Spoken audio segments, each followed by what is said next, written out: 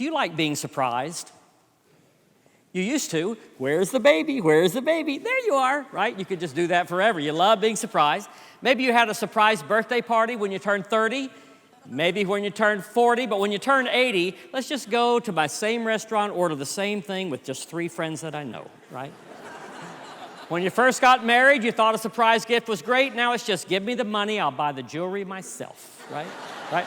So we tend not to like surprises so much as we age. We get just a little bit more rigid. I don't know what it is. We just kind of get that way. We don't like these kind of toys anymore. We used to. You know it's coming. You got to act surprised when it does.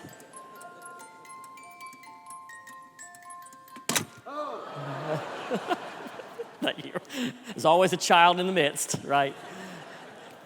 That's the way parables were for Jesus. They were like Trojan horses. They seemed kind of innocent, and all of a sudden they unloaded on you by surprise. And usually it was a bit of a rude surprise. It may well be that one of the most abrasive parables Jesus ever told was the parable of the Good Samaritan, where the priest and the Levite went by and passed by the guy on the road, but the one who stopped was not only just a lay person, he was a Samaritan. And Jesus' first hearers, probably half the crowd, left on that. His stories had a kind of unicorn at it at the end that usually just shocked people, surprised them. And we don't tend to like surprises all that much. We like things done decently and in order. Just let me predict the same thing, go to the same restaurant, order the same thing every time, sit in the same chair. That's us. But if you're following Jesus, occasionally you've got to fasten your pew belt and hang on for dear life, because here's one of those parables. In Luke chapter 18, watch out now. So he told this parable to some who trusted in themselves that they were righteous and regarded others with contempt. Here's the parable. 2 men went up to the temple to pray, one a Pharisee and the other a tax collector. The Pharisee, standing by himself, was praying thus, God, I thank you that I'm not like other people, thieves, rogues, adulterers, even like this tax collector. I don't know why I pointed to you. Even like this tax collector. I fast twice a week. I give a tenth, a tithe of all my income. But the tax collector, standing far off, would not even look up to heaven, but was beating his breast. God, be merciful to me, a sinner. And Jesus concludes with this verdict. I tell you, this man, the tax collector, went down to his home justified rather than the other. For all who exalt themselves will be humbled, but those who humble themselves will be exalted. This is the surprising word of the Lord. Thanks be to God. This is one of those parables that because we're familiar with it and we've handled all of its rough edges so long, we've sort of smoothed over the rough edges, and like so many of the familiar sayings of Jesus, we don't really hear it, experience it in the same way that it would have experienced first time. So for instance, if you look up the artwork on the story of the Pharisee and the tax collector, or the Pharisee and the publican, as it's sometimes called, here's some both from a woodcut and one from an Orthodox temple, and one just an art piece, and the other one's actually from a children's Sunday school coloring book. Here's the audience participation part, so wake him up. What in these images of this parable, where did they get it wrong? What's wrong about these images? Because this is the way we sort of read into the story. What's wrong here? Extra points. You get to go straight to first stop if you get this right. Both men in the story were standing, exactly as Pastor Stephen mentioned, because that was the normal way people prayed in the temple. They both were standing, and yet so often we imagine the Pharisee standing proud, of course, but we imagine often that the publican, the tax collector, is slumped over, and one of them, he's even got a cane as if he was crippled at one time. He's just over a crumpled little heap That's not the way he was. He was standing as well. There's another way in which this set of images is wrong. In almost all the images you see of this parable, the Pharisee is decked out in full regalia. I mean, he's the guy with the 1,000-piece suit on, and the tax collector or the publican looks like the guy who normally holds a cardboard sign at the intersection. And if you look at all these, he's just poor, crumpled over, the happy, maybe harmless hobo, and he's just there, crumpled over. Could not be more opposite the truth. The tax collector was the wealthiest guy in town. He's the guy with the $1,000 suit and with the cologne from France. The Pharisee is the one who would have been dressed rather modestly, because the Pharisees, though their name means pure, they were pure in terms of morality. They taught the people. They were adult Sunday school teachers. They weren't official clergy, and they always had to have another job, like Paul the Pharisee was a tent maker. Pharisees were just middle class to lower middle class working folk who just really were very serious about obeying the law. They were teachers, volunteer teachers, but they were not wealthy. So usually when you see the Pharisee as if he's the wealthiest guy, it's just exactly opposite, which is then part of the surprise, the rub of this particular parable. Jesus loved to tell stories that turn things upside down, because he thought if you could look at things from a different perspective, you might see them fresh for the very first time. You can get used to seeing things wrong side up, Do you think people in Australia think that they're hanging on to the world upside down? Right? As long as everybody else around you is doing the same thing, it seems pretty normal, right? But Jesus was always, he was either trying to turn us upside down, or maybe he was trying to turn us right side up. But he told stories again and again full of reversals. Blessed or happy are the poor, those who mourn, those who are persecuted. Really? Or he'd tell a story about a rich man who lived sumptuously, and a poor man, Lazarus, who died at his gate. But then when they go to heaven or hell, it's all reversed. He loved reversal stories. He would say, if you want to be great in the kingdom, here's a child. Be like a child. If you want to be first, learn to be last. God serves the row starting from the end of the row back. God starts the crowd from the margin going in. He loves the back row the most, right? It's a reversal. Jesus is always telling reversal stories. If you go up the road in Orlando, there's a place called World of Wonders. I know there's also Disney World, but there's World of Wonders if you can't get in there, and it's less crowded. But here's a picture of a house there in Orlando, and the house is built upside down. How many of you have been to this, so you can bear witness I'm not making this up? Well, you're going to have to just trust me then. I'm not making it up. Anyway, when you go into this place, you go into a house, and suddenly all the furniture's hanging from the ceiling, because you're walking on the ceiling, and it's all just completely reversed. And after a while, you just get sort of disoriented, because you learn to imagine if you just flip that, it's kind of like you're like this, and it's a really weird experience. There's a lot of things you can only see if you flip them the other way around. So for instance, this animal. What's the image of this animal? Audience participation. What is this? A giraffe, maybe a cow. But what about if you saw it this way? That's a penguin. Jesus thought, if I turn you upside down, I wonder if you'll see things the way they really are. You go into this parable and you think instantly that you know when you see this Pharisee, who's the purest of the pure, and this tax collector, who's the most rogue of the rogue. There could not be more two people. You think you know who's going to be the religious one. You think you know. And Jesus is saying, don't be too quick. Don't be too quick.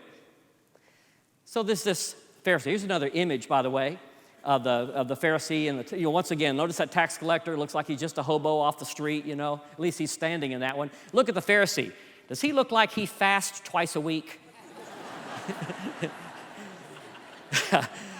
If so, he eats really good the other 5 days, let me tell you. Anyway, once again, we just kind of miss the story usually here. But so we got this tax collector.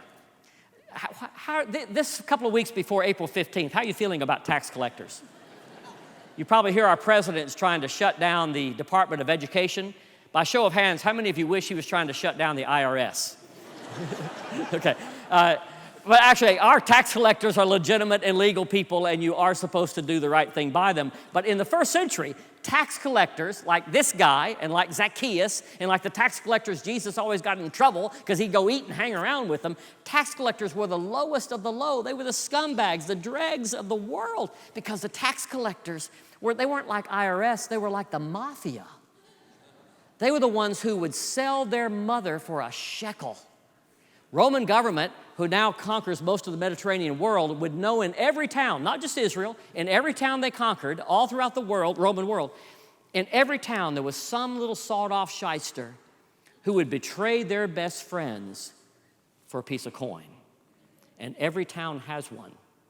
And they would find that person, and that person became the tax collector. Because the Romans wanted to get someone who knew their neighbors. And just because you're driving the same 1956 Chariot, you know actually who's the millionaire next door, right? So they wanted someone who could squeeze out of people not only what they owed Rome, but the tax collector got to squeeze out any more he could get from them and keep the rest of it himself. No one was wealthier in town or lonelier in town than a tax collector. Has the biggest house on the hill, but nobody's in it but him. Drinks the finest wine, but no one to clink glasses with. His only company he has to hire by the hour. He's wealthy. He's decked out. And the last place you'd ever find a tax collector would be the temple. He was brought up that way, but he's been exiled from there a long, long time ago. And he comes to the temple. What in the world would make this guy come to the temple? Jesus is telling a parable. He's not reading it out of the Jerusalem Gazette, but what would make a tax collector come to the temple to pray? And you wonder if maybe he'd heard about Jesus, who sometimes ate with people like this, who even picked one of his 12 disciples from one of these people. Maybe there was a glimmer of hope for the first time in his sawed-off soul. Anyway, he comes to worship. I bet the ushers didn't even give him a bulletin. I mean, can you believe? In the King James Version, 1611, he was called a publican. A publican.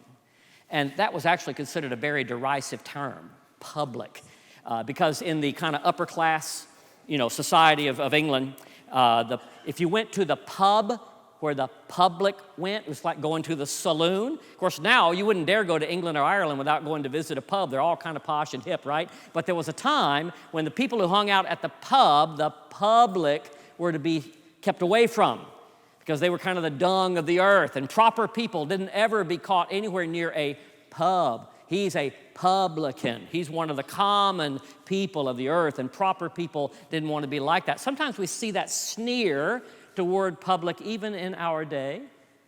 There are more private golf courses in Naples than there are people, right? Just fly over it and you can see that. And it's a wonderful thing to belong to a private golf course.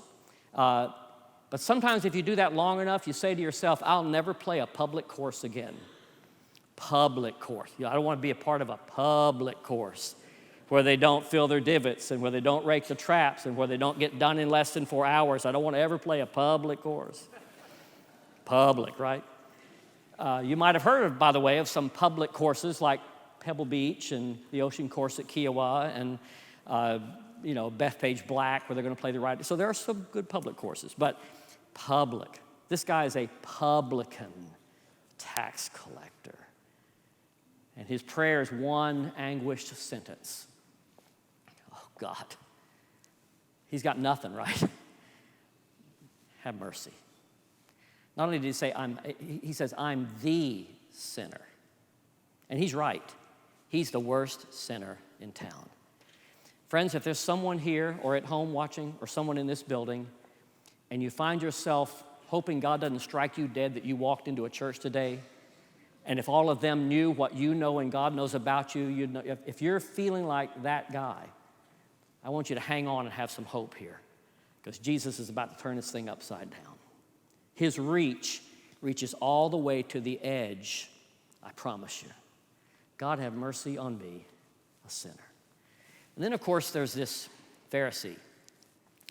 This guy is not a liar. He really is a very moral person. This is the guy you want your daughter to marry. We'd put this guy on our finance committee in a heartbeat. I mean, this is the guy you want to be your HOA chair. This is a wonderful, upright, standing, moral human being.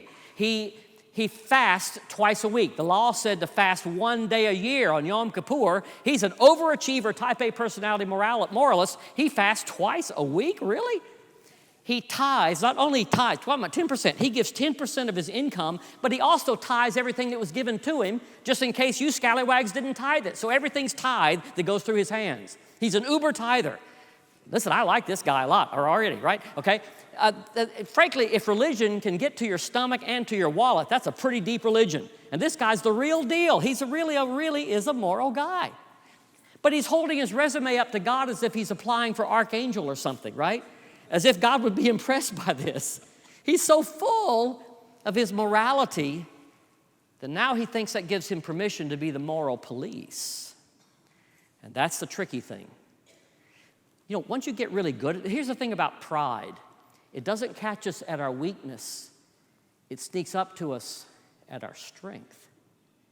If you're a really good driver, it's really hard not to yell at all the other poor drivers. If you play the sport by the rules, it's hard not to really sneer at the one who gives 8-foot putts, right? Whatever you do, if you're tithing, it's hard not to look down at all those other free-for-alls who aren't helping out the church here, right? It's very easy to move from a position of morality to a position of contempt. And he starts out his prayer. It's supposedly addressed to God, but it's mainly the first person pronoun. I, me, I. Oh, God, I thank you that I'm not like other people. I'm not like them. I'm better than them, at a different plane than them. Thieves, robbers, adulterers, and especially this, can you believe he's here? And that's why God can't hear his prayer.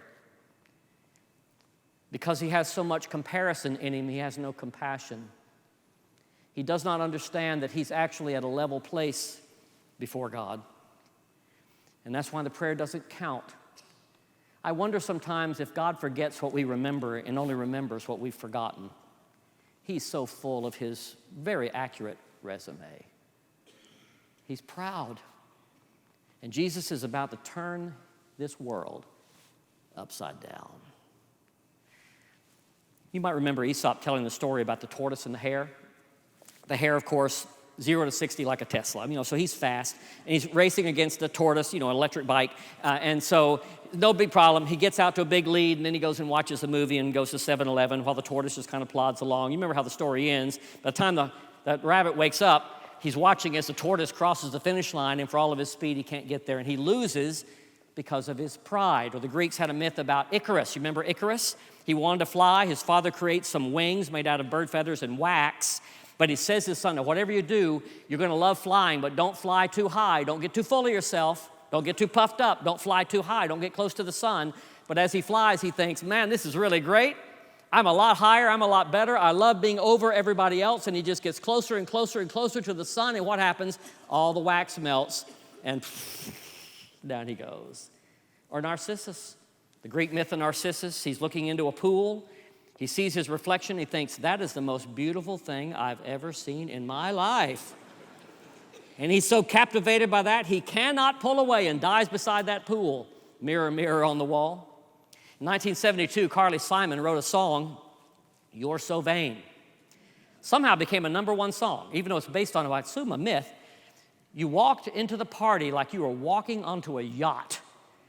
Your hat strategically dipped below one eye. Your scarf, it was apricot. You had one eye in the mirror as you watched yourself gavotte. And all the girls dreamed that they'd be your partner. They'd be your partner. You're so vain. You probably think this song is about you. You're so vain. You probably think this song is about you, don't you? Don't you? She sang. Can you imagine she thinks men are proud? Where'd she get that? But guys, either a girl you were dating sang that to you or sang it about you some point in your life because she tapped into something. We are so vain. And that's this Pharisee. God, I thank you I'm not like other people. Sometimes we think of pride as being, the word is sometimes camel-nosed. Never seen a humble-looking camel? No, they're all got their nose up in the air, Or sometimes the image of an animal would be a peacock, with all the bright colors. By the way, the peacock with all the bright colors is the male peacock, in case you think we're about to pick on women here. But at any rate, NBC still uses that as their logo. They created that in the 70s because they were lagging in last place behind all the other networks, and they used a marketing campaign to try to distract people from realizing what a poor job they were doing. But we're proud to be, dead last. But anyway, but the people version of the camel nose or of the peacock is no more noble. You put your nose up in the air, friends. If it rains, you're going to drown. God, I thank you. I'm not like other people. There's a rabbinic, even to this day, many Jewish men wake up every morning with the 18 benedictions. The first one is, Lord, thank you for the rooster. So thank you for my alarm clock. But here's the second, third, and fourth one. God, I thank you that you made me a Jew and not one of those common people. Lord, I thank you that you made me independent and not a slave. Lord, I thank you that you made me a man and not a woman. Yeah, right. It's really easy to let our praying be more about ourselves than anything else. The publican prays about his sin. The Pharisee prays about his sinlessness, and that's where he misses it. Terrible thing, pride. It can sneak into all of us. Find yourself in this parable. My guess is it's not Jesus. Are you the Pharisee? Are you the publican? Jesus is saying, as he turns us right side up, try to avoid walking away from worship and having missed the whole point. There's a story told about a frog who wanted to fly, surrounded by ducks who were really good at flying. And the frog was a very intelligent frog, as frogs are wont to be. And so he said to his friends, the ducks, hey, guys, I've got an idea. Could you two guys put a twig or a stick between your bills, and then I'll hang on to the stick with my mouth, and if you'll take off, I'd just like to know what flying is like. And so sure enough, they did that. It worked. This is the story. Hang in with me. And so the ducks took off, and the frog is right there, and it's going swimmingly, and he's thinking to himself, I like flying a lot, really. I'm the best frog there ever was. And then as they passed over some people, he heard the people looking up and saying, well, Marge, look at that. Have you ever seen anything like that? I wonder which one of those animals came up with that idea. And the frog couldn't resist it. I did.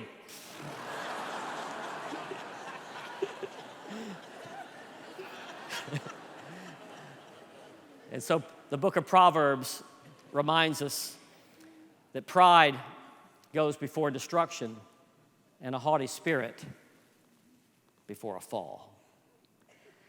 As the two men went away from the temple that day, there's one other surprise. Neither one of them would have known the verdict Jesus gave. The publican probably didn't realize how much grace he had received until the surprise he would get at the end when God welcomed someone like a thief beside him on a cross that never thought he had a prayer. And the Pharisee went home, and his wife said, how was worship today? He said, man, it was great. Prayers were wonderful, but you won't believe who I saw there. He had no idea. He went home unjustified. This story is full of surprises. How do you avoid being that Pharisee? Instead of looking around, look up. Rabbi Eliezer ben Hyrcanus, a Pharisee, 1 century later, on his deathbed, a very righteous and faithful believer, follower. His disciple said, Rabbi, teach us to pray. And he said, here it is. It is not so important where you pray. It is not very important when you pray. It's not even terribly important what you pray. But never, ever forget to whom you pray. If you get that right, you'll have learned to pray. So as the old gospel song says, turn your eyes upon Jesus. Look full in his wonderful face. And the things of earth will grow strangely dim in the light of his glory and grace. Amen. Amen. O Lord, may this be our prayer. May this be our life, our focus only on you. And the more we focus on you, the pride dissolves In your name we pray. Amen.